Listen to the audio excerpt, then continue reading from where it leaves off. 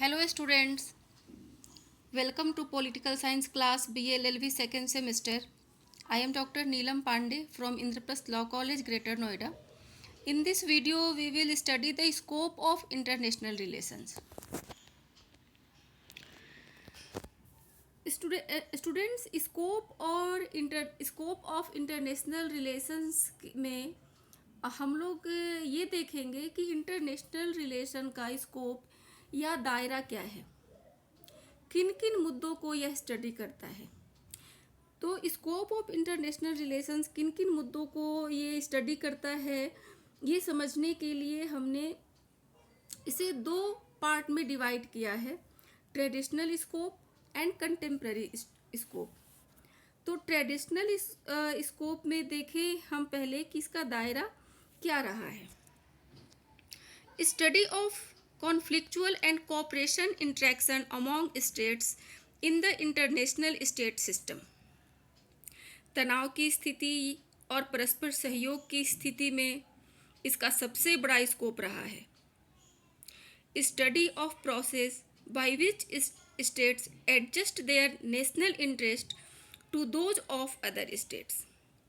एक स्टेट के खुद का भी इंटरेस्ट कायम रखना होता है और एक दायरे तक दूसरे स्टेट के इंटरेस्ट को भी चोट ना पहुँचे, ये भी देखना इंटरनेशनल रिलेशन का स्कोप रहा है। Study of struggle for power relationship among states, ये भी इंटरनेशनल रिलेशन के स्कोप के आता है। Study of international laws, treaties, covenants, convention etcetera. International law, treaties यानी संधियाँ, कोवेनेंट्स, कॉन्वेंशन यानी जो नियम बनते हैं, जो पारंपरिक तरीके होते हैं स्टेट्स के, ये सब भी इंटरनेशनल रिलेशंस के दायरे में आते हैं। ये सब स्कोप हैं इंटरनेशनल रिलेशंस के। War and peace, security and cooperation, independence among states. युद्ध, शांति, सुरक्षा, सहयोग, इंडिपेंडेंस, ये सब इंटरनेशनल रिलेशंस के स्कोप में आते हैं। अब हम कंटेम्प्रेरी स्कोप में जानेंगे, यानी कि आज के टाइम में अगर हम देखें तो इंटरनेशनल रिलेशंस का क्या स्कोप है। Study of international organisations in field of politics, trade, economy, cultural, education, religion, movement. International relations का स्कोप अगर हम आज के दायरे में देखें, आज के समय में देखें, तो इंटरनेशनल ऑर्गेनाइजेशंस पॉलिटिक्स में, ट्रेड में, इकोनॉमी में, कल्चरल में, एजुकेशन में, रिलीजन, मूवमेंट, इन सब में आज हम देखें तो इंटरनेशनल रिलेशंस का स्कोप बहुत इम्पॉर्टेंट है। Study of international economic system, free trade, economic liberalisation, globalisation. International economic system में फ्री ट्रेड में, इकोनॉमिक में लिबरलाइजेशन, ग्लोबलाइजेशन, जिसका आज के समय में हम देखते हैं कि बहुत बड़ा दायरा है ग्लोबलाइजेशन का। इन सब चीज़ में इंटरनेशनल स्कोप का हम आज देखते हैं, आज के दौर में देखते हैं तो बहुत ज़्यादा स्कोप है। Study of non state actor, civil societies, NGOs, social movements and social phenomena such as human rights, epidemic, environmental issues, terrorism, migration, refugees, poverty and hunger etc. तो आज हमारा पूरा वर्ल्ड जिन जिन दौर से गुजर रहा है, चाहे वो पुवर्टी हो, टेररिज्म हो, माइग्रेशन हो, रिफ्यूजी प्रॉब्लम हो, पुवर्टी हो, एपिडेमिक हो।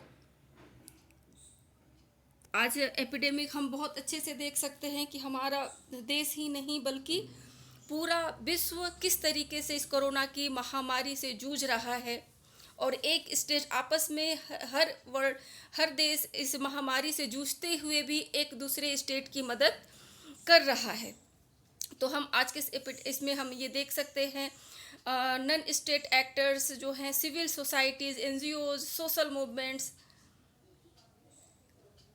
ये सब लगे हुए हैं, लगे हुए रहते हैं इस जो इन्वायरमेंटल इश्यूज हो जाता है, टेररिज्म है, माइग्रेशन, रिफ्यूजी, जितनी सारी प्रॉब्लम्स हैं, एपिडेमिक है, तो ये सब हम देखते हैं कि इंटरनेशनल रिलेशंस के स्कोप में आता है।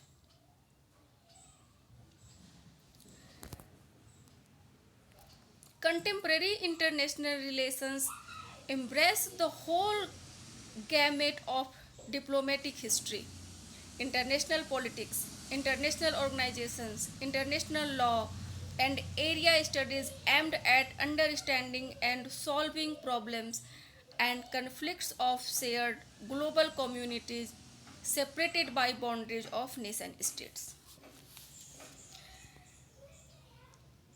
कंटेम्प्रेरी इंटरनेशनल रिलेशन अपने दायरे में diplomatic history, international politics, international organisations, international law, ये सब अपने दायरे में रखता है। तो ये जाहिर सी बात है कि जो वर्ल्ड कम्युनिटी है, वो जो डिफरेंट नेशन स्टेट की टेरिटरी है, उससे वो बगैर वीज़ा या पासपोर्ट के वो बाहर नहीं निकल सकते। जो वर्ल्ड कम्युनिटी है और जो डिफरेंट स्टेट नेशंस हैं, उनकी टेरिटरी से कोई भी वीज़ा या पासपोर्ट के बगैर बाहर नहीं निकल सकता है। लेकिन जो प्रॉब्लम्स होती है, कोई एपिडेमिक होता है, जैसे महामारी फैलती है या टेररिज्म का अटैक हो जाता है, क्लाइमेट चेंज हो जाता है, तो ऐसी स्थिति में बाउंड्रीज होते ही हुए भी वर्ल्ड कम्युनिटी प्रॉब्लम शेयर करता है। आज हम सब देख रहे हैं किस तरीके से इस कोरोना के पीरियड में अगर कोई किसी स्टेट में फंसा हुआ है तो हर स्टेट इसमें अब यहाँ पर बाउंड्री नहीं डिसाइड होती है कि आपके पास वीज़ा नहीं है तो आप अपने कंट्री में नहीं जा सकते हैं। हम हर स्टेट अपने अपने नागरिकों को वहाँ से लेकर सुरक्षित लेकर के आने की कोशिश करता है। तो ये हम लोग इस पेंडेमिक कंडीशन में देख चुके हैं। तो ये पूरी स्टडी इंटरनेशनल रिलेशन के दायरे में आती है। अभी हमने एक वर्ड पढ़ा, diplomatic history. What is diplomatic history? So let us know about diplomatic history. Diplomatic history deals with the history of international relations between states. Diplomatic history deals with the history of international relations between states.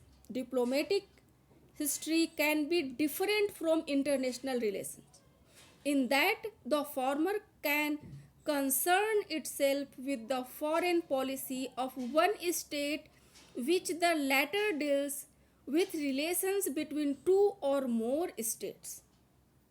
Diplomatic history क्या है? तो ये ये है राज्यों के बीच अंतर्राष्ट्रीय संबंध। इसका संबंध जो है डिप्लोमेटिक हिस्ट्री से हम क्या समझेंगे कि राज्यों के बीच अंतर्राष्ट्रीय संबंधों के इतिहास को हम समझेंगे। यानी डिप्लोमेटिक हिस्ट्री से हमारा मतलब है राज्यों के बीच अंतर्राष्ट्रीय संबंधों का इतिहास। और इसके लिए आवश्यक ये है कि राज्य अपनी नीतियों को स्पष्ट रूप से समझाए। यानी प्रत्येक राज्य, प्रत्येक स्टेट उसकी क्या नीतियां हैं, वो कौन सी पॉलिसी बनाता है और कौन सी पॉलिसी को एडॉप्ट करता है, वो अदर्स स्टेट को बहुत अच्छे से समझाए ताकि लोग उसको समझे। और इसके अलावा दूसरे राज्यों के न्यायोचित दावों को, यानी कोई दूसरा राज्य भी कोई अगर अपनी पॉलिसी बनाता है तो उसकी पॉलिसी को समझना, उसको मान्यता देना और उसको पूरे ईमानदारी के साथ उसको व्यवहार में लाना। यानी जो राज्य होते हैं उनके बीच अंतर्राष्ट्रीय संबंधों का ये इतिहास है, जिसमें एक राज्य को अपनी नीतियों को बड़े स्पष्ट तरीके से बताना है और दूसरी राज्य की नीतियों को भी समझना है और उसको मान्यता देना है। Students, in our next video we will discuss national interest. Thank you.